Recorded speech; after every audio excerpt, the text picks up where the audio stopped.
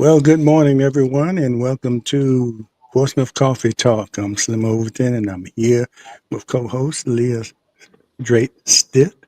And we have a special guest who Leah will introduce to you later on. But before we get started, I'm going to play this little audio here that to sort of set up where we going with our guest today. You might know a little bit about this, but this is just will update us.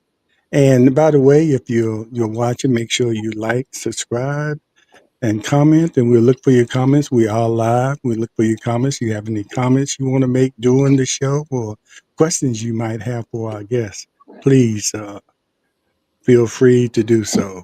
But here we are. About 22 million Americans who are enrolled in the Affordable Care Act, also known as Obamacare, have been receiving tax credits to pay for their health insurance premiums. They're set to expire at the end of this year. Obamacare premiums are expected to increase next year, and without the additional subsidies, will likely skyrocket. If we don't extend the tax credits, the average American will Chuck pay from Schumer. $500 to $1,000 more every month in their health care insurance. So many people will have to drop health care insurance, and they'll say, what am I going to do? President Trump opposes extending the existing system of directly paying the insurance companies. He'd rather see the government give the money straight to the patient. Instead of giving it to insurance companies, big, fat, bloated insurance companies, we're giving the money directly to the people to buy their own health care. Americans buy it from some may. I mean, they'll be negotiating prices. It's really free enterprise. They'll be, you can do it through an insurance company. You can also buy it direct. They have savings accounts. A number of lawmakers are expressing support for that plan. We're not going to repeal Obamacare. We're going to fix Obamacare. You That's need Rick Scott out of everybody ought to be able Florida, to buy plans. Republican. Everybody ought to be covered. Pre-existing conditions ought to be covered. So that would stop that. I'm not suggesting we change the structure because I think we can drive down the cost by giving people options. Government money deposited into Obamacare enrollee accounts could be used to pay for deductibles as well as premiums. The president is proposing that we take the $26 billion that would be going to insurance companies if we just do a straight out extension. And by the way, 20% of that $26 billion, 20% will go for profit and administrative overhead. Give it directly to the American people in an account in which 100% of the money is used for them to purchase health care on their own terms. So far, Democrats are resisting the plan. Obamacare enrollees aren't the only ones seeing their health insurance increase. The roughly 165 million Americans who get health coverage through work are expected to see about a 7.5% hike in 2026. Private insurance spending has increased 80% since 2008, with hospitals, clinics, and doctors receiving the bulk. Nearly half of adults say it's difficult to afford health care costs, and 1 in 3 report putting off health care because of the cost. Lori Johnson, CBN News. Okay, Leah, we can introduce our special guest. After that, Thanksgiving is just. let me stop that. Okay, go ahead. Okay, I am deeply honored to be able to introduce our guest for today. I was blessed to go to a forum that she had last week at TCC, which was well attended, and it's going to be on the subject in which we're going to talk about on today. So she is a powerhouse in leadership, service, and community impact. She's none other than Gaylene C. Kanoyton. She's a native of Detroit, Michigan. She's a proud graduate of Hampton University and the Civic Leadership Institute. She's called Hampton, Virginia home for nearly 30 years, and throughout that time, she's become one of the region's most dynamic and influential civic leaders. Gaylene is the president of Gaylene LLC, a management and marketing company, and her commitment to public service is reflected in the many organizations she supports. She serves the executive board of the Urban League of Hampton Roads, is the first vice president of the Hampton NAACP, and contributes her leadership to the Hampton Arts Commission, the Hampton Child Development Center Board, and the Chesapeake Bay Academy Board. Her dedication to advancing women's issues was recognized through a gubernatorial appointment by Governor Tim Kaine to the Council on the Status of Women.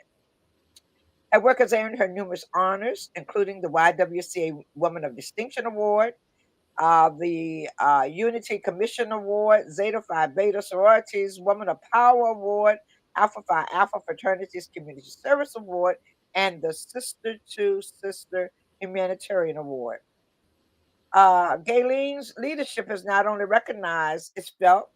She organized the Kids Voting America program on the peninsula in 2002, empowering over 20,000 students to engage in the electoral process and inspiring parents to head to the polls.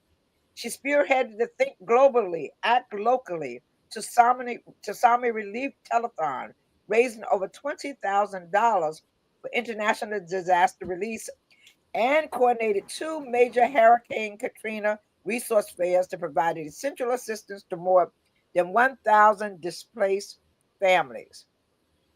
Gaylene's civic involvement extends to several distinguished organizations, including the Moles, Carrots, the Lynx Incorporated, and the Knights of Peter Claver Ladies Auxiliary. She's also an active member of St. Vincent de Paul Catholic Church. Gaylene resides in Hampton and has a wonderful 14-year-old son who's there with her, and her goal is to uplift the community.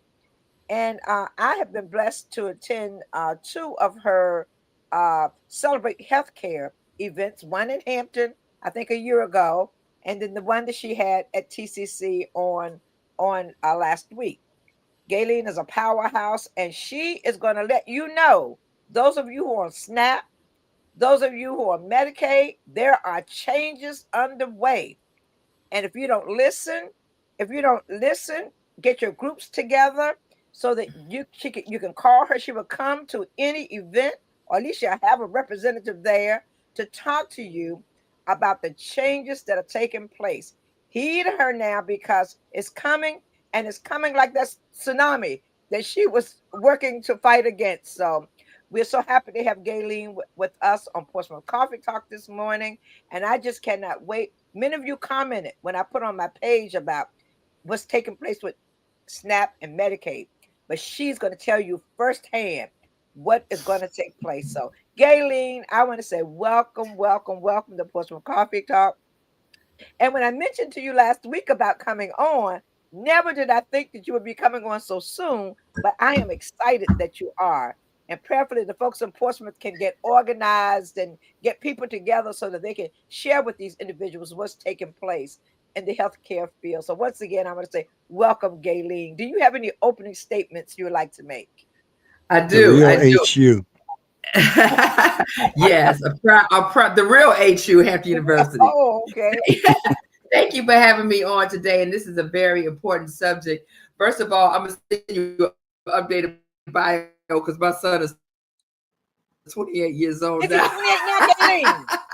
Is he 28? And yeah, I know they were online. They must have They my son is 20. That's a 2-year-old. But you know what, Gaylene? Yeah. I should have known that because I met him in Hampton. So I should not have followed your bio. Okay. Okay. You did. Yeah. Go right ahead. Yeah, that's fine. No, that's fine. I just sent you an updated one, but I'm going to update it. But I want to say this is that, I started Celebrate Healthcare in 2013 because no one was talking about the affordable care.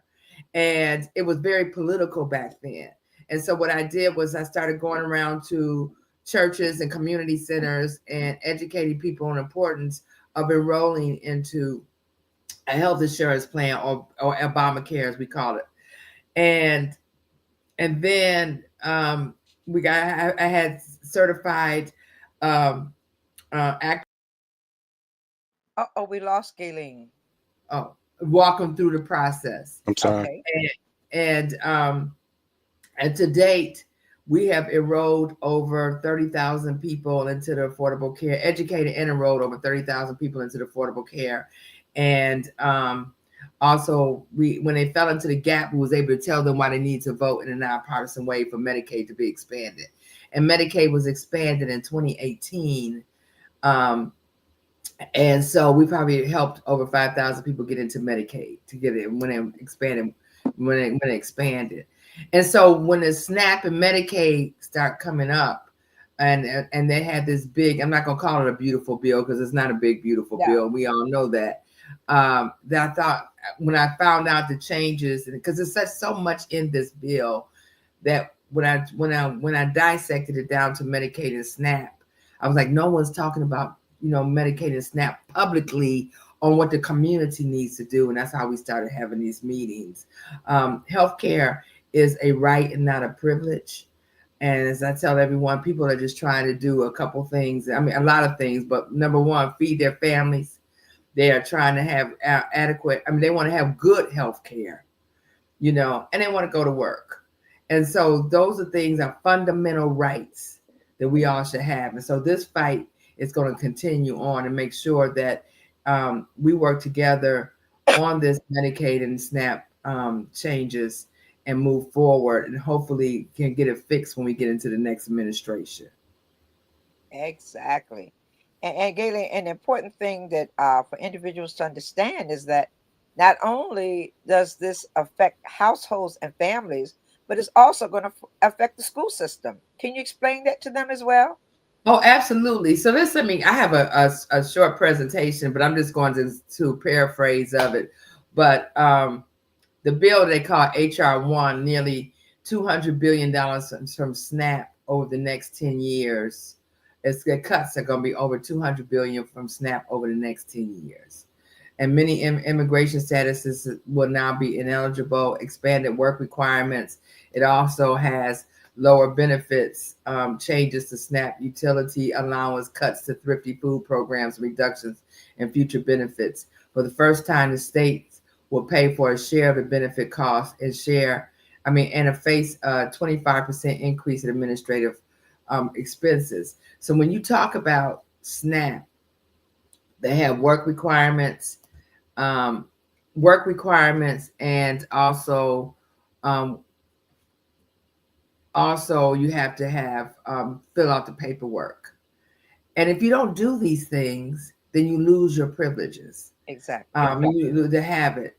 And so that will affect Title IX in schools, because when you have people start dropping off from SNAP, you talk about food, the food programs that's included in Title IX. I was talking to our school board chair yesterday in Hampton about it. So all this has a domino effect, not only in the household, but in the community as well. And also the fact that people receiving funding for students who are in their household, but now any child who's over the age of 14 in the household will not be included in the SNAP benefits. Am I correct? So yes, and so what they have, so before they had what they call eyeballs, and that was able-bodied adults without dependents, we had to work. All individuals who are able to work must be working or actively engaged in a work activity in order to receive SNAP benefits. Unless an exemption to work requirements exists, individuals may receive SNAP benefits for only 3 months during a 36-month period. But the changes to SNAP, and let me just tell you what the changes are. Before it was able-bodied, and now it's like you have to work unless you have a doctor's note, right? So under 18 years or 55 years or older was before, and now it's under 18 or 65 and under and older. So what that means is that before it was 55 years of age that you had to work up until you were 55 if you want to SNAP. Now you got to work until you're 65. Okay. Now, if you have a child that is 14 years and older, before it used to be individuals 24 or younger or who were in foster care on the date of attending 18 years, now they have to work. But before, if you were 18, I'm going to the household because foster care is a big issue too. But if you were 14 I mean, up to 18 years of age, then you were okay. The child was okay in the household being in the SNAP. But now SNAP only covers up to 14 years of age. That's right. Which means that if you have 15, 16, or 17, 18, then the parents have to work. They have to work. They have to fill the 80 hours a month, which is 20 hours a week, volunteer or work requirements for that. And if a child is on their own, like 18 or 17, 18, they have to feel that they have to do it as well. So it's going to be really important that we help, first of all, the paperwork get completed, and we also help make sure that we find places, and let me just say this, legitimate places where people can volunteer or they can work, fill their work requirements. And the reason why I have these events and I'm going to talk about some of the differences between the work registration requirements, but the reason why I have these events, these meetings, and we've done it on the Peninsula Virginia Peninsula Community College. We've also done it in Virginia Beach at Tidewater Community College. And then this past Friday, we had it in Portsmouth at the Tidewater Community College. Because if you make under $60,000 a year, you can go to school at no charge. There's programs that you can get into, whether it's health, allied health, whether it's technical programs, but there's certain programs that you can get into that you can help you not only learn a trade or get into a field, but also fill your work requirements.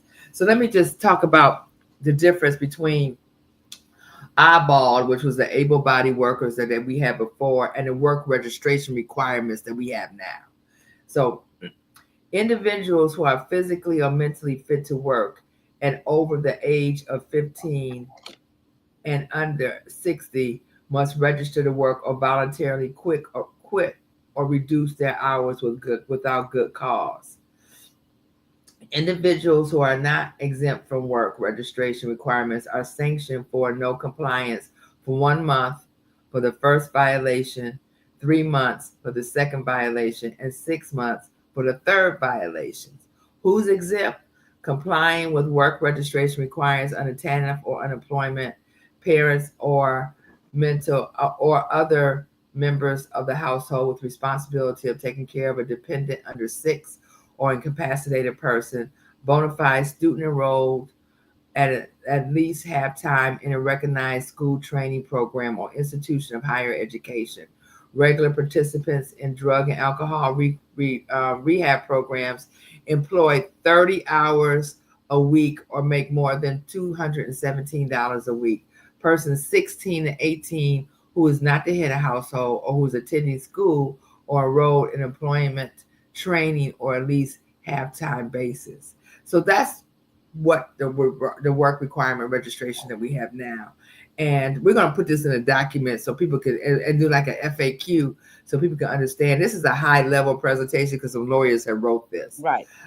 But the concerning part of this is that the changes to the waivers program, especially in areas that the unemployment rate was above 10% or more, the areas that does not have sufficient number of jobs to employ individuals, that's among other criteria, must show 20% above the national employment, they're going to lose exemptions. And we're talking about Brunswick, Buchanan, Danville, Dickinson, Dinwiddie, Greensville, Emporia, Hopewell, Martinsville, Petersburg, Surrey, and Suffolk. So how to meet SNAP requirements, reporting requirements. This is the most important part. Work for cash wages or in-kind goods or services for 20 hours or more per week. Participate in and comply with employment services program operated by DSS, the Department of Social Services, other than job search for 20 hours or more a week, or a number of hours assigned for work experience component as calculated by the household. Participate and comply with non-departmental work programs for 20 hours or more per week. Serve unpaid volunteer at a minimum for the number of hours equal to the household allotment divided by the federal minimum wage. If a member is unable to work and able to show good cause, remains eligible as long as absence is temporary and a member retains work.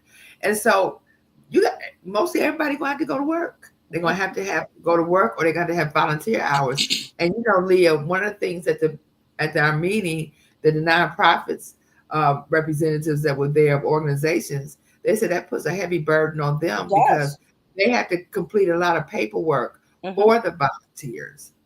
And they have to have somebody to monitor those volunteers when they're there. They got to have somebody to monitor it. They got to fill out all this different paperwork, and they don't have the staff to do that. You think about it. You said, well, everybody needs a volunteer, but no one thinks about what goes behind organizations and nonprofits and churches. I was talking to a pastor about it yesterday, and he was like, yeah, it's a lot when you have people volunteer for you. And I think about the bad actors that could get into this, and I'm hoping that legislation can be passed, even in Virginia at least, whatever, or guidelines can be set on who can get involved. I mean, who can, do volunteer hours, so that you have bad actors. If somebody has 60 hours and need 20 more hours, we don't want to have human trafficking. We don't want to have any of those things, especially if you have parents. And one of the things that the lawyers from the Virginia Poverty Law Center is the one who did this presentation. But especially if you have children over 14 and you have to go to work, you might have a situation where the mother was a stay-at-home mother. Exactly. And the father worked. Now both parents got to work. That's what they said. That's what they told us. Both parents have to work, and so we just have to make sure that this SNAP. So SNAP is in play now. Medicaid starts January 1, 2027.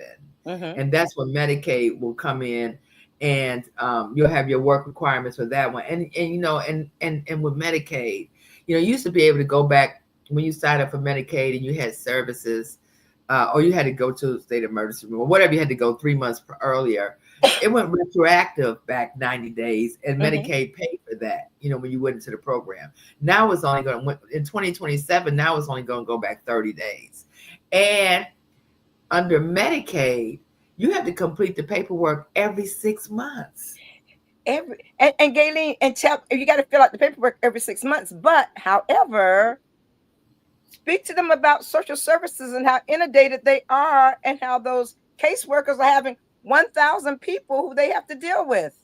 Yeah, so the most, and yeah, and so you have your average. I know in Hampton Roads, I mean, the presentation we had, they said anywhere from 450 to 500, and every city we've been in, they have all said 800.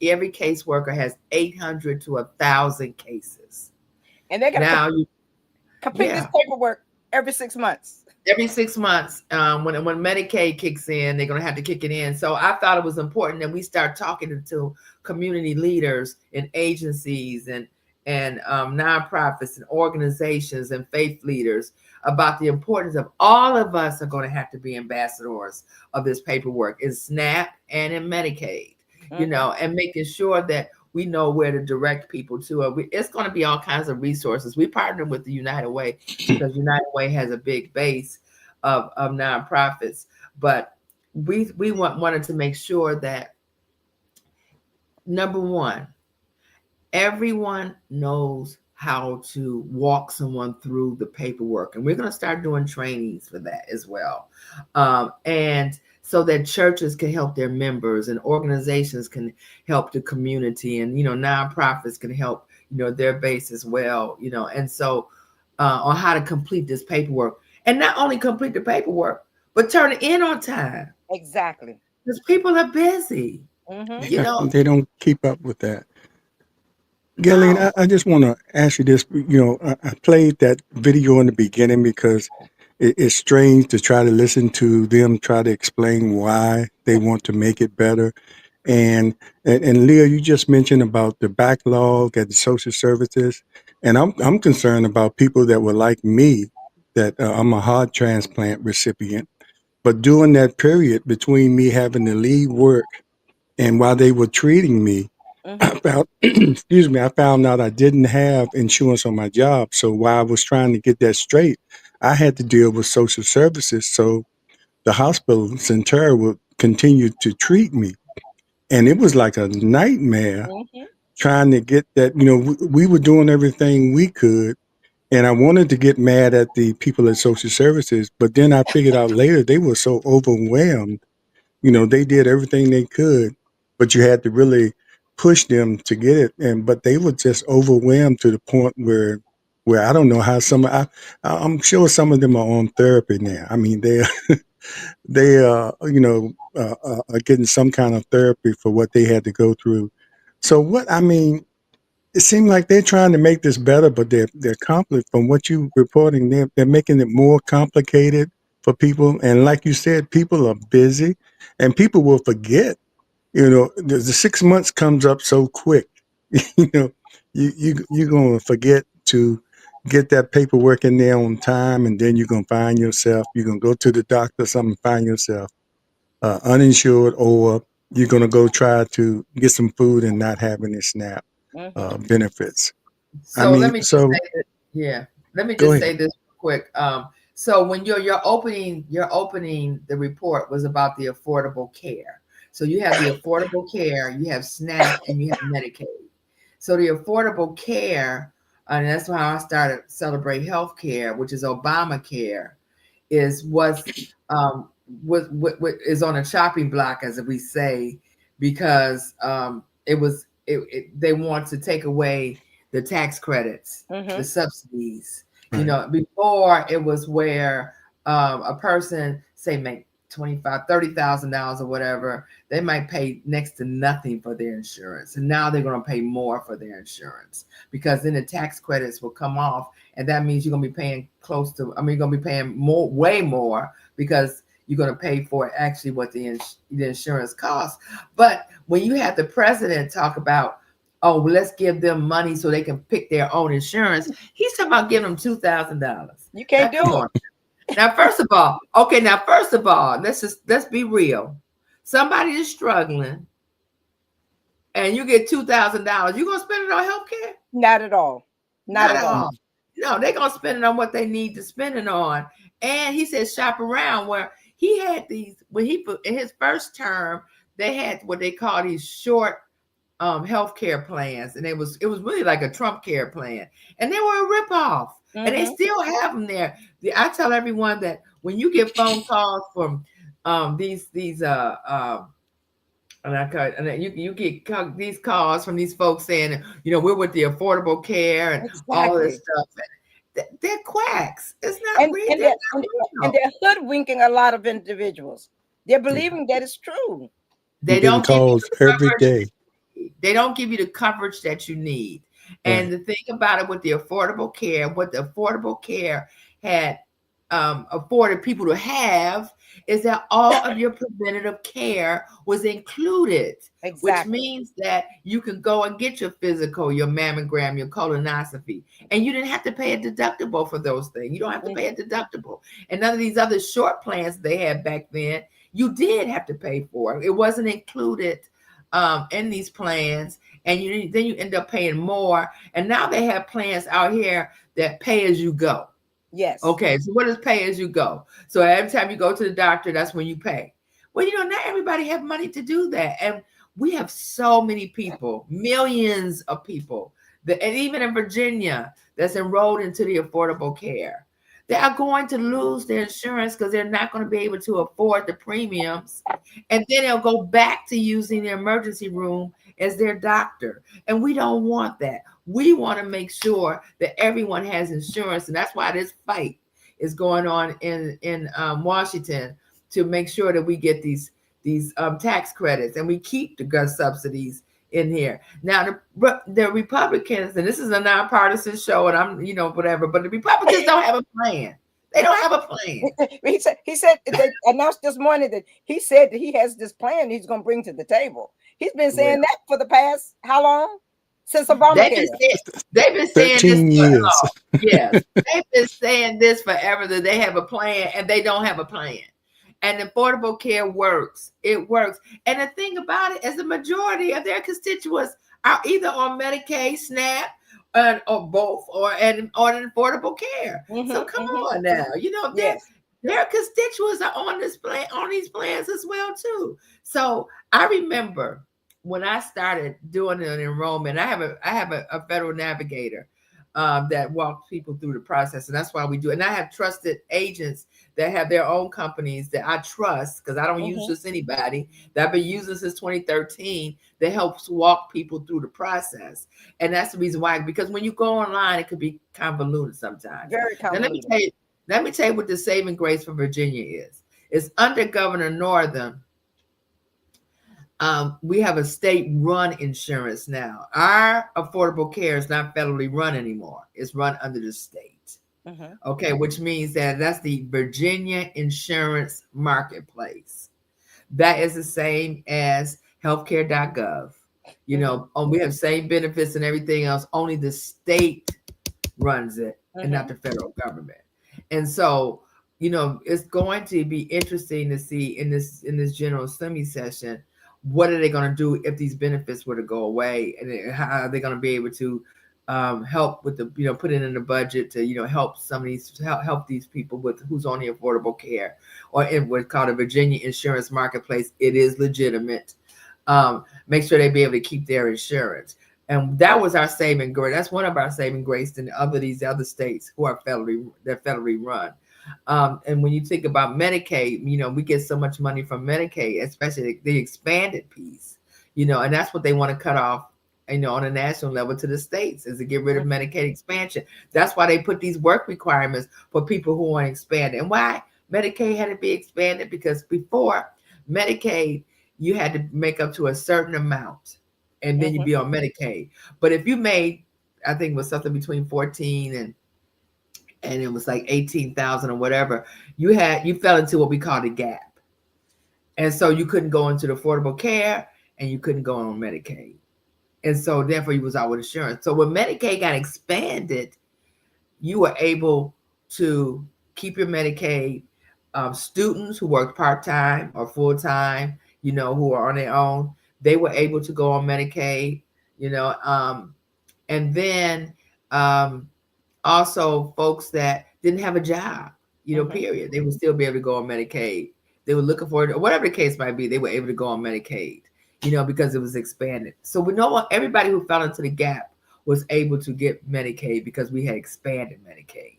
And so what was going to happen in 2027 is that, you know, the work requirements are all going to kick in and a lot of this is going to go away, but the paperwork is going to be more intensified, you know, every 6 months. SNAP is happening now, and I call it, I don't want to say test run, but this is the reason why we're having these meetings. We're going to start having town halls to bring the community in so we can educate, you know, educate recipients and, you know, family members and everyone else on these changes in Medicaid and SNAP. And so right now with SNAP having the work requirements and having paperwork to be completed, we as a community need to come together and figure out how we be able to help these recipients thrive. Yeah, I'm glad you mentioned that so much information is going out there, because I said earlier, and a lot of people are probably getting calls every day from different companies say, they want you to go with them, and you don't really know what's legit and what's really real and can help you. So you need to be educated. So other than the programs that y'all have, at TCC or something like that, is it a website or somewhere that people can go to get information in between time, or Right. So just I'm gonna start a page, and I got my webmaster doing it. But celebratehealthcare.net is the page that I have now. I have a lot of insurance information on that, but I'm gonna actually put this presentation on my website, and then keep updates. Now, the General Assembly session starts in the middle of January. Well, I think it's the second week of January, and we want to make sure that our legislators are supported by whatever legislation they put in place. I know that we have this past election was a bellwether. We set the stage on where the country is going and what the country is thinking right now. And this past election was about affordability. It was your kitchen table was on the ballot. And everything that you heard the president saying, people were looking at every refrigerator and their kitchen table saying, it don't match. It's not matching. He talking about we doing well, and I'm not doing well in my household. Not at all. Not at all. No. And so therefore people voted their kitchen table. They voted to be protected against the White House, protected against this president. They want their rights protected. And that's what happened in this past election. So now we have a General Assembly, House, Senate, and our executive offices. We have a General Assembly that's for the people now. And so therefore it's going to be important that everyone stay in tune to what's happening in a General Assembly session. And we can come back and talk about this, but we need to talk about, being able to show up at subcommittee meetings and committee meetings and speak on certain bills. And why it's important for it to pass. Because once it gets out of subcommittee, it goes to committee. And once it gets out of committee, then it goes to the floor for a vote. And so you got good bills that you want to get out. You got bad bills that you don't want to get out. And you got to remember that in the last General Assembly session, Governor Youngkin vetoed the most bills of any governor. So hopefully these bills will come back. But healthcare is definitely going to be on the forefront. A lot of this legislation with so much more. It is, and and Gaylene also, I want to know your professional opinion on. We had those Democrats who signed on to open the government up, okay, with the pledge that the Republicans are going to make a vote on the healthcare piece. What's your opinion? Because I think we may be headed for another shutdown because you can't trust those guys on the other side. So offer your professional opinion as to we may be back in shutdown status. Your thoughts. Or your personal opinion. We'll take that too. Yeah. So let me just say this, because everybody knows I have a lot of roles. Let me say this. So this has been extended to January 31st. And so you'll know too, open enrollment for the Affordable Care ends on January 30th. So that's open enrollment January 30th, right? So there's two sides to this coin. I know people that need surgery and, enrolled into a plan and need surgery, say in February. And if they don't have their surgery, they could possibly die. Then on the other hand of it, I have families. We all know families that federal workers, they work for, and Virginia has the most, in the country of federal workers that were shut down. My son works for the federal government, and he was on shutdown. And you have families that were affected, not only just families for the federal government, but contractors, businesses, small businesses. That also was a domino effect. So therefore, people, and let's talk about Black people. We know that when America catches a cold, Black people catches pneumonia. We know that. We know that. And so therefore, you have people who are already behind in their bills, and then they were furloughed. And so no one's talking about these folks who went back to work, waiting on their check to come, and they're already behind in their bills.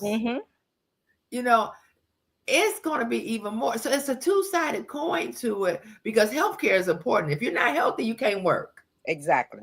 But then you have some people who couldn't afford food. The food lines are longer than ever now. Prices are higher when you go to the grocery store. Gas has gone up. Everything has gone up. The prices has gone up. So I believe we probably will be headed for another shutdown, by January 31st behind this thing, because I'm not sure that the Republicans are going to bring it back, but they might come up with a plan, but a plan that's not going to meet what we already have. And what we're going to do, set up for something that's not going to, that's going to be even worse or whatever. Because giving $2,000 to everybody to purchase their own health care is just not going to work. It's not going to work. It's not. It's not. And then, you remember, when You remember the $1,500 that everybody thought that Trump gave him because it came with that Because he letter. put his That's name why, on the check. because he put his name on that check. That they would think that the Republicans did the same thing with this $2,000. No, we got but in this past election, we have had more people, young people, that came out to vote. So you had two sets of people. You had several sets of people to vote, but you had a lot of young people to come out to vote. And then you had the people who voted for Trump that thought they were going to be on a different list. And then they woke up and realized they're on the same list as us because they lost their jobs. They lost their good 6-figure federal jobs, you know, whatever, good paying jobs. Or they was like, I ain't supposed to lose my job. My wife was supposed to lose her job. My kids weren't supposed to lose their jobs. And so they came out and voted, you know, for Abigail Spanberger and the ticket, the whole ticket. So you had two sets of folks, you know, that really came out. The young folks woke up, they realized, hey, I got to get out here and vote. And then you had these people who thought they was on a different list, realized they're on the same list as us. They came out. The numbers were astronomical, especially in early vote. Early voters came. I mean, then people came out and voted early, which was great because that's what we want. They came out and voted. So we really have to fight in Virginia and fight against across the country to make sure that we keep our health care plans, keep our affordable care, make sure we keep these government subsidies, you know, tax credits or whatever. Make sure we keep all of this stuff because people are going to the doctor. When I was started Celebrate Healthcare, we were going to nightclubs. At 12 o'clock at night, I would go to nightclubs, and I met women who had babies, 3 and 4 babies, and never went to the doctor. They were having babies in their home because they couldn't afford health care. You know, I have had people, and I used to put videos up all the time, men, 50 years old, never had health insurance.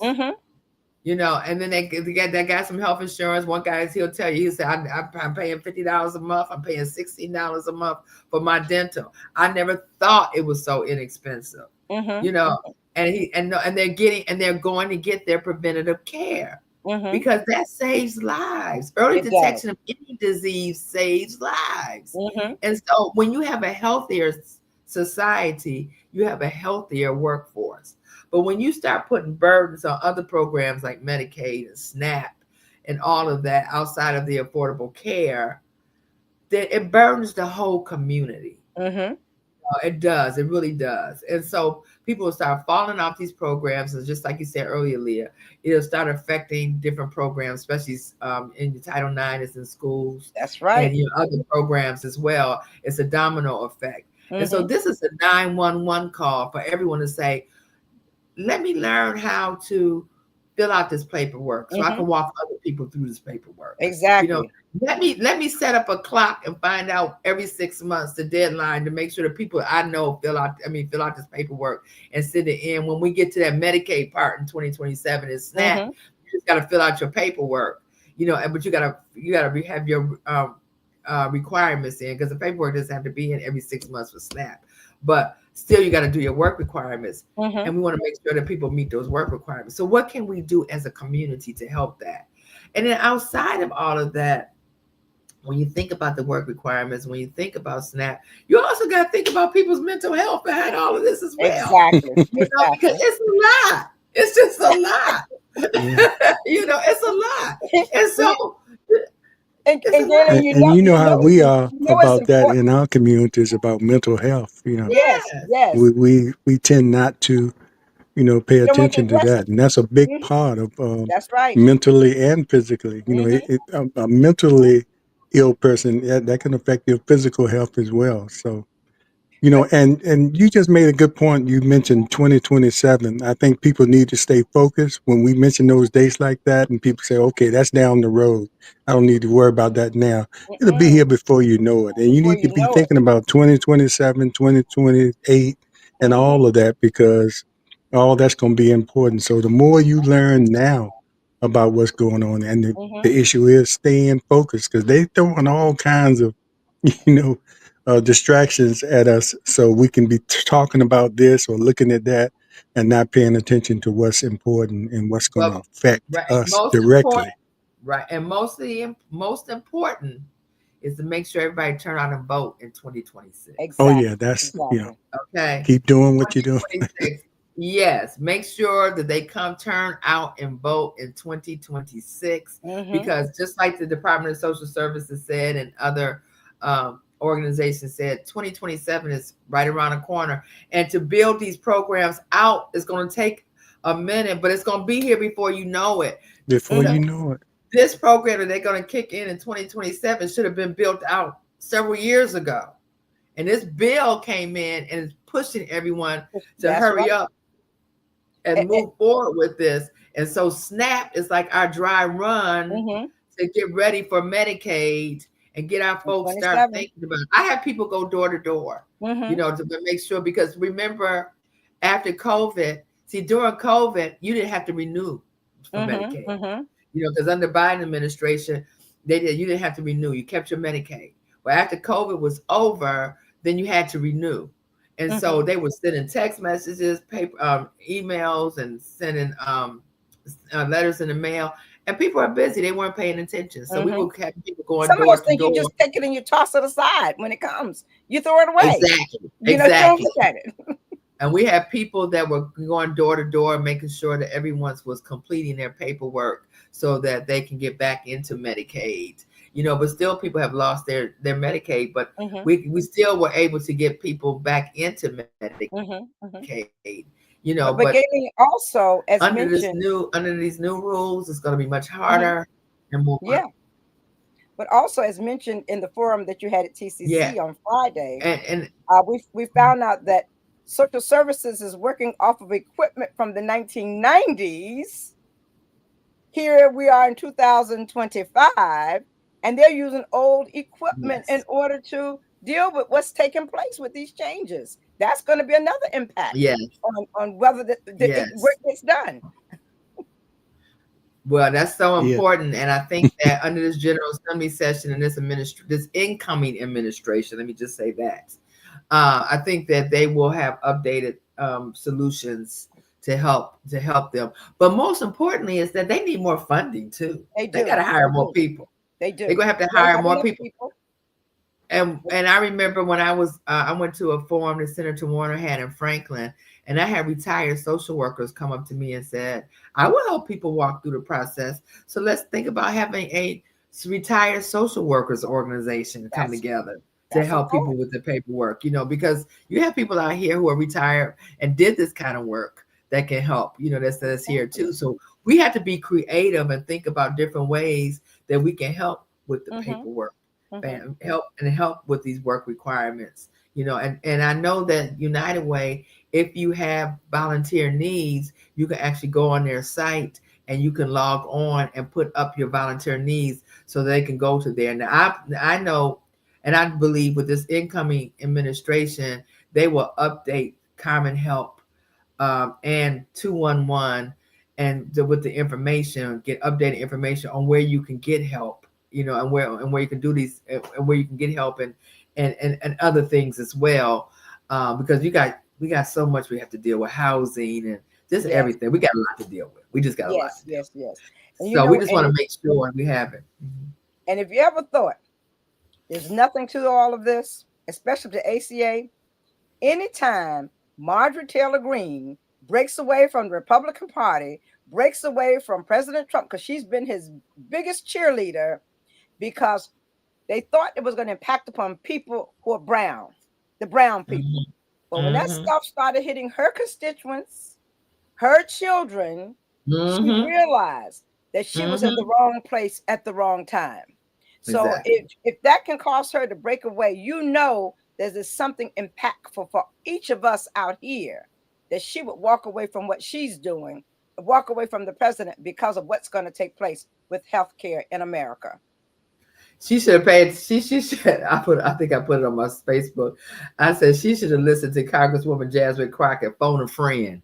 She should have called somebody up. She should have called somebody up. You know, because I'm telling you, they are scared to fight against this president. You know, I mean, it is. I mean, they'd rather leave and then have somebody come in that's going to be a minion to him. Thank you. Than fight for the people. The fight's then not there, honey. Look, as long as they can soar, they're happy. But when you got to get into the battle, it's just like in war. They put us in the foreground and they go to the back. So they're not it's about gonna take them lose. It's gonna take them to start losing some of those seats with their own constituents. And she said that's gonna happen. She said it's gonna happen. Yeah, that's what's gonna happen. She might be working behind the scenes too on this one too. Maybe she got a plan. She might have a plan. She might be trying to create. But yeah, anytime Marjorie Green, you're exactly right. I was like, I said, Lord, but you know, they say politics makes strange bedfellows. It does. But she, when she said she stepped away and she's gonna do it on January the 5th. You know, I said to myself, you know, there's other folks that are out there too that's thinking the same thing. Exactly. And I'm hoping the constituents will wake up and realize we have got to get back on track and have legislators that's for the people and not for Trump. Exactly. Not for him. Exactly. Not for him. We don't have kings. And he is truly acting like a king. Exactly. And kings have their limitations as well now. So we got to pull those limitations in, you know. Yeah, well, kings have it too, right? And you know, and the thing about it is that they're getting richer. He's getting richer. His base is getting richer. He's got more money in his coffers. He's going to spend a whole lot of money coming up in this election in 2026. You know, and we just have to be on a battleground and make sure that we do the work and we educate everyone and not have everyone be comfortable. And this healthcare concern is a major, major issue, and we have got to raise the roof. And when people start seeing it with SNAP, and it's interesting, they're going to start Medicaid in 2027, so that if the Democrats was to take over the House and Senate, we'll take over the House and Senate, then they're going to blame it on the Democrats for it happened. For that, that's going to happen. Exactly. Well, you know, they don't. That can't work. We got to explain people to now how important this election is. And this date was set under this administration, you know, under the Trump administration. It was not set, you know, set before then. So, you know, this election in 2026 is going to be critical that everyone turn out and remember, because, you know, sometimes voters can only remember yesterday. They don't remember what's going through right now. And what we're going through right now is critical. Yeah, that's exactly right. So, well, I'm so glad you're out there, Gaylene, because as you stated, we can't wait till the end of 2026 to get started. No. This has to happen today, and it has to be continuous, and it has to be repeated time and time again, because sometimes for our friends and family members, you have to repeat it over and over and over again in order for them to ingest what it is you're saying. But we got to keep the word out there. We have to become those foot soldiers out there to make sure that they understand what's about to happen in their lives. And that is so, so important that we talk about the importance of this. But also, I mean, there's so many other issues. And I want to say this is that, you know, we got Thanksgiving coming up. And so they always say, Gaylene, what do you have to say about Thanksgiving and the dinner table? I said, don't argue at the dinner table, you know, over, you know, this politics and everything right now. Don't argue about it. And my favorite phrase is this, especially if you're in the Black community. Don't argue with anyone that Harriet would have left behind. Amen. Gaylene, I love that. Don't argue with anyone that Harriet would have left behind. It's not worth the air to do it. That's for sure. Right. If you're going to educate somebody, educate them. But don't argue. Yeah, those people don't waste your time on them. Don't waste your time on them. Yeah. I just say it all the time. Don't argue with, because at the end of the day, some people you just cannot reason with. You know, you just can't. You know, but it's the vulnerable that we have to look out for. You know, we have to be able to get educated. We have to educate them, because it's not going to be only people in marginalized communities affected by this. Like I said, it's going to affect everything. Look at small businesses, you know, look at, you know, restaurants and all of that. You know, they're impacted too. If you can't afford to go out to eat, if you can't afford a service, their business is going to decline. Exactly. So all of this has an economic downfall to this. You know, it's an impact, economic impact. Yeah, it's domino called effect, cause and that's for effect. sure. That's exactly right. You know, it's like you want to keep us sick. I mean, one thing they talked about when they talked about going having to shut down over, you had sick people versus, you know, hungry people, sick kids against hungry kids. You know, and who does that as a leader? Who puts these two groups of people together? I mean, against each other. Mhm. You know, to take two issues that and make it two separate issues instead of one to help hungry people and help sick people. Only a king and a tyrant does that. You know, That's and right. so when you talk about, you know, people are upset, you know, that, you know, Senator Kane, voted to have the government come back up. And I've got, like I said before, I have people that I know that was that needed to go back to work, you know, because they couldn't afford to feed their families. And of course, I have people that I know people that said I could be off another month. Well, you could afford to be off another month. Exactly. Other people were not couldn't afford to be off a month or couldn't afford their businesses to have that impact of again. But then you got sick people who need to have health care because they could die. Who does that? Exactly. Who does that? I mean, it's Someone who does not care. does not care. Put Does those not two care. things against each other and then say, make you have to decide with your vote. You got That to was, decide the hungry that or the was sick. crazy. Yeah, the hungry or the sick instead of helping both. Exactly. It's not. It's not both and. It's not both either or. It's not either or. It's But both. the either or helps their agenda. That's why they're willing to just put those two factions against each other, which didn't make sense. Didn't make sense at all. It's a And you control mentioned about nonpartisan. We are Democrats up here, and Oh, okay, we well, lean good. all the way to the left, and I'm in the right house then.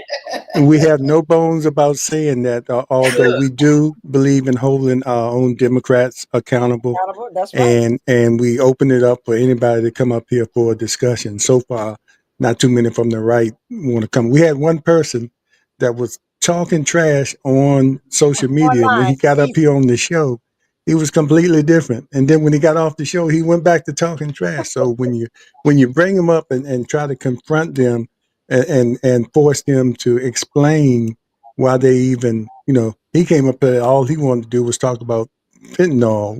Wasn't that right, Leah? Yeah.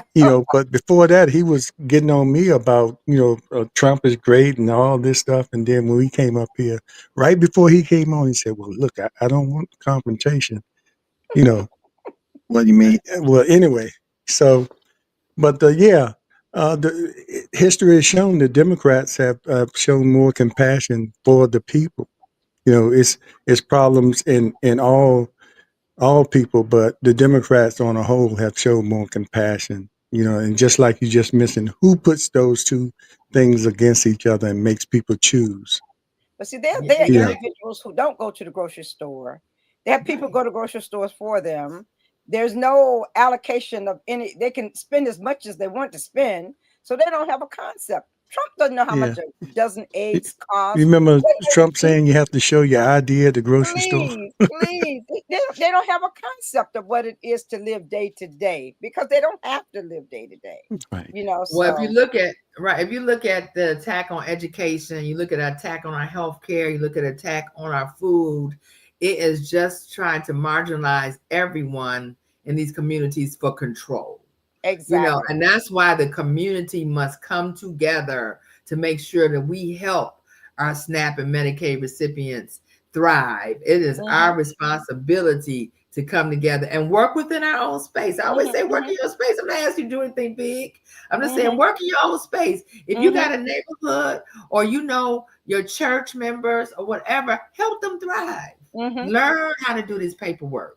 And DSS said we'll help do trainings on how to do the paperwork. Exactly. We will help with that to turn it in there because it's going to take all of us to make sure that the paperwork gets done. Make sure we know where the resources are. And once we get them on the bicycle, as I call it, riding to know how to do the paperwork, then they can start helping each other. Exactly. Who's the best to help a SNAP recipient fill out paperwork? Except a SNAP person who's filling out the paperwork. Right. Have them help their peers as well. So, and then you think about the homeless population. I mean, you think about, certain immigrants status. I was on this forum, I said, with former Senator George Allen, and he made the comment, well, wouldn't it be great is that the immigrants, when they get naturalized, they have to take a citizenship test. Why don't we have students who getting ready to graduate from high school take citizenship tests? And I said, excuse me? I said, you want students who are born here take a citizenship test? Oh, I didn't mean it that way. I know what he meant. Trust me. I know exactly what he meant. Because the government, you have government classes, and they done took out a lot of the stuff out of, the truth out of government history, out of it. And then you got average adults probably couldn't pass the citizenship test right now. Anyway, it's almost like a poll tax. It's almost like a poll tax to graduate.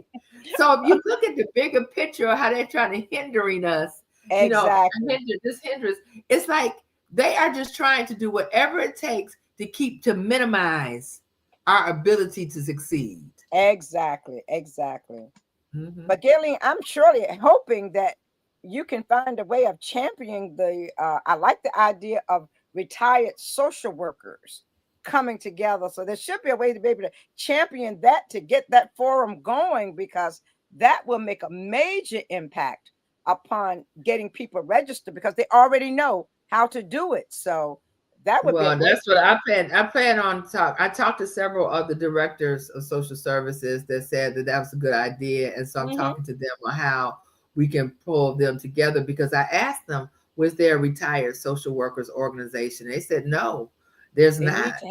And I said, well, this is the time to do it. Somebody can start a foundation or whatever and bring them all together and, help them with some funding on it, be able to give them some kind of stipend.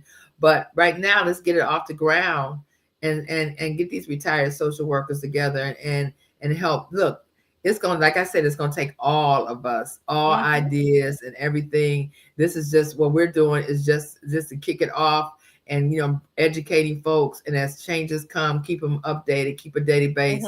But we're going to be doing more of these informational sessions, but we're going to roll into town halls.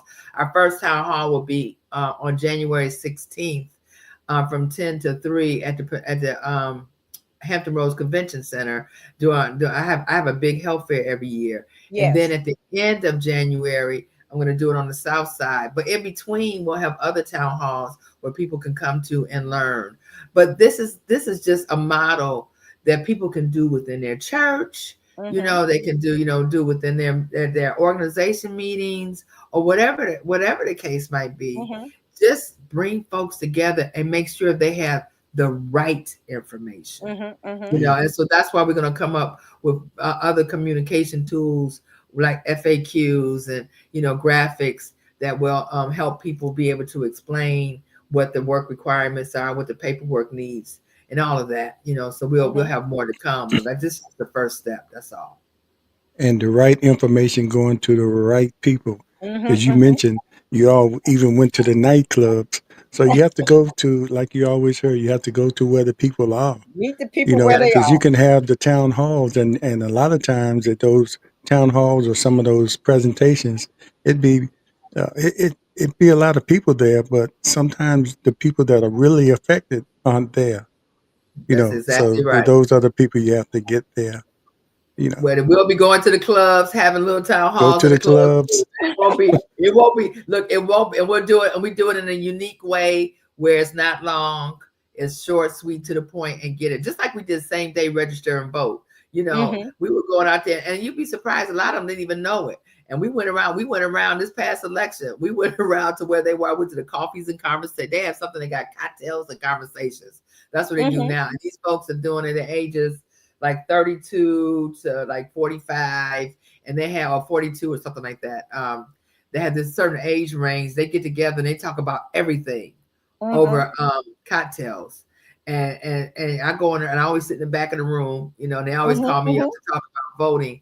But you'd be surprised how many people didn't know that you could same day register and vote. And we had a lot of people come out the same day and register to vote on this past election in November. And so we just got to make sure that we just keep educating folks on all the opportunities. You know, under the Democratic leadership, especially starting in 2020, before then, we were the 11th hardest state to vote in. Now we are we were the 49th hardest state to vote in. Now we're the 11th easiest state to vote in. That's what the 11th easiest state to vote in. And so we have a lot of opportunities and no excuse for no one not to vote, because you got so many opportunities with 45 days early vote. You know, you can same day register and vote, Sunday vote, and all of that. And let me just say this, and this is important for Portsmouth. Now that we have a Democratic governor, you're going to have 2 people now on the electoral board that are Democrats out of 3. Yes. Portsmouth needs to push to get that Sunday vote. Yes. Portsmouth needs to push to have Sunday vote. Exactly. When you get that other Democrat on there, pull your passes together and talk about it, because the more opportunities that people have to vote, you'll increase your numbers. When we do it in Hampton, normally we have anywhere between 600 and 700 people to vote on a Sunday. And then we call it souls to the polls. This past month we had in November, we had it in October. It was the day that we had like a nor'easter, and we marched from this church to our early vote location. It's only like a half a block. It's not far. And people were calling up, "Are we still going to march?" I'm like, "Yes." We're going to march in the rain. Yes, we are. This is about voting. Exactly. And we did. And the numbers were more than, it wasn't quite as high as it was before, but because due to the weather, but it was higher than what we thought it was going to be. Exactly. Yeah. So It's just direct people to back in the 60s when people marched to Washington. If you saw some of those marches, they marched in the mud and the rain and all the elements out there to get across. And Leah, some people can take. We can be an example. I see Norcom. They had the tailgates, and many of our events, we had people out there registering people to vote. That's for sure. Those places like that, when you have all these people and at the college tailgating and all those events like that, that's where you go. You can't assume all those people that come there are registered. That's true. And you'll find out that most of them are not. And we were catching a lot of high school students that were coming of age or they would be of age by the time the next voting period came. And, so just going where the people are is the most important thing, and keeping that momentum, especially up until the midterm elections, because we have a habit sometimes of sitting back when we have victories and not, continuing what we were doing to get those victories. So we have to keep that momentum. Right. That's exactly right. We have to make sure that we remind folks of what this man is doing in this White House. We have to remind him on so many levels. When we talk about national security we have to be able to. But you got to make sure. We should be able to see it, but seem like some people. Well, you have to talk to folks. You have to talk what's important to them. As I always say, I don't talk at people. I talk with them. Exactly. And I find out what's important to them. And we know that in this next General Assembly session, we have 3 constitutional amendments that we must adhere to and make sure that it passes. Because once it passed in this in this session, because it passed in the last session, passed in this session, especially the Restoration of Rights bill, the Voting Rights bill. We're the only state that's left in the country that don't have any form of restoration of rights. None. In terms of a person being able to vote. I'm talking about voting rights. So you should be able to vote. So restoration of rights is going to be very important. And you got marriage equality. You also have women's reproductive rights. It passed this. If it passes, when it passes in this General Assembly session, it will be a referendum on the 2026 ballot. Exactly. So we have to make sure that we remind folks, and there's probably be some other things that's going to come out too, because you got this redistricting that's coming up. It's going to pass in a special session. It'll have to pass in the General Assembly session. There have to be another special session right after the General Assembly session before there's a referendum, for it to come up, which would be earlier than November, so that if the lines were to change, then it would have to be done before the the candidates can start filling out their paperwork. So I mean, it's just a lot going. It's going to be a lot going on, and so maybe we can come back and talk about the session, and get some tools on how people can watch sessions online or how they can testify online, because we need people to tell their stories. We do, and be able to get a testimony on some of this legislation. And I'm so proud of Virginia Beach, the way they turned out and supported the 10-1. Yes, they did. That 10-1, I mean, you had the big bosses that spent $750,000 to try to get back to the old ways that was not for the people. So now Virginia Beach is changing. You're seeing changes all over. As I said before, people who voted for Trump thought they was going to be on a different list. Exactly. And then they realized they were the same list as us. We all in this together. And Gaylene, have you gotten any young people engaged who can do your little TikTok things? Because your younger people are on TikTok. They're not on Facebook. They are on TikTok. But some young people who you can give the script to and allow them to get on TikTok and promote what's taking place in Virginia. That's exactly right. Yes. So we do have some young people that we're educating to be able to do that too. I got to boost up my TikTok because I'm on it too. I'm like, well, this is going to be here. I was skeptical for so long, but I'm like, well, it looks like it's not going away. I'm on there, and you'd be surprised at all the different people that are on there and the kind of communications you can relate on TikTok. It's got to be short, sweet to the point. It's got to be short, sweet to the point. Yeah, that's for sure. And just give out this information, that you can. But we've got some good young bloggers out there that's on TikTok and that's on Instagram, and they're doing a good job of telling the truth. And that's what it's about. It's about telling the truth. And we just have to get the facts out there and tell the truth, because there's so much misinformation out here. So much. And I think people are beginning to see that all this misinformation is out there. Even his base is beginning to see this misinformation. Yes, definitely. So as we wind down, he has no clothes.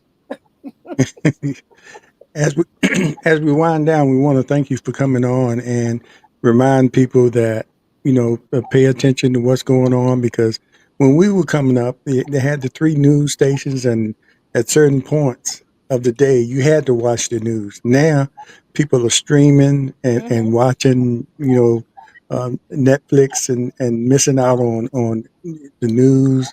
And then some of the news you get is kind of misleading. So, just pay attention and be aware and informed, as I always say, and be involved, every day of your life. Even if it doesn't directly affect you, somehow it can. It might directly affect a family member, or just being out there to help your fellow citizen, that might need, you to spread the word or share information.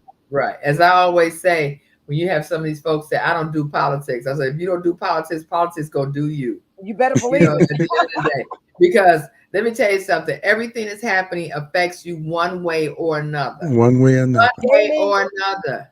From the womb, Gaylene, from the womb to the tomb. That was my paper at Norfolk State when I got out. From the womb to the tomb, you are impacted by politics. So when you step out of your house, every day, you're stepping into politics. Exactly. And the first thing I always ask somebody, do you pay utility bills? Yes. Do you have to pay, if you own a home, do you have to pay taxes? Yeah.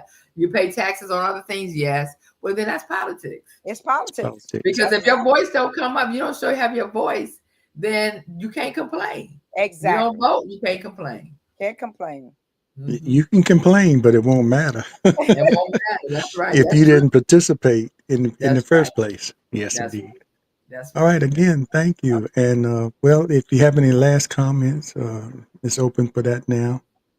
I just want everyone to stay involved, continue on watching programs like the Coffee Talk, because it's important that you get the right information at the right time, and make sure that, whatever, we're making a difference every day. Making a difference in somebody's life every day is so important. And in the time that we're in right now, it is critical that we ensure that everyone is registered to vote. Everybody understands why we need to vote, and understand what is happening, especially with this Medicaid and SNAP and affordable care. Our health insurance is under attack. Our education is under attack. Our kitchen table is under attack. And so we have to make sure that we educate everyone on why this is happening, because it's more than just taking away from us, it's control. And we have to take back our control and keep our control that we have right now. Well, Virginia, I'm proud of Virginia. Virginia is doing the right thing, but they're going to come after us. I said they was going to try and come after us in this election, but they tried desperately, but we must be doing something right in terms of educating folks to turn out and vote, because they are turning out to vote. We just got to boost up the numbers to make sure we keep it up and keep increasing the numbers. Exactly. Especially these off-year elections. What we did is show where the real power is, and that's in the voters and your vote. That's where the real power is. And That's if you don't get out there and vote, you give the power to somebody else. Exactly. Give the power to somebody else if you don't get out to vote. That's exactly yes, right. indeed. And Gaylene, as these changes take place, will you notify us so that you can come back on so that we can keep them informed, keep the population informed as the changes that are taking place, keep them updated as to what's taking place. And the good thing about this is that it goes onto YouTube, and we can direct the people to the YouTube channel, and that they can watch this. When those who are at work now, they can come home and they can watch it once they come home. So so it is out there forever. So but any changes, let us know so that we can update the population as to what's taking place. Oh yeah, definitely. And like I said, some of the things we said today was high level, but I just want to make sure that everybody understand the basics is this. We got to make sure that the recipients complete their paperwork properly and make sure it's turned in on time. Those are the two things that we really got to make sure. And number 3, make sure they feel their work requirements. Exactly. So out of everything I've said today, those are the 3 things that we have to make sure happen right now. and right now where to go.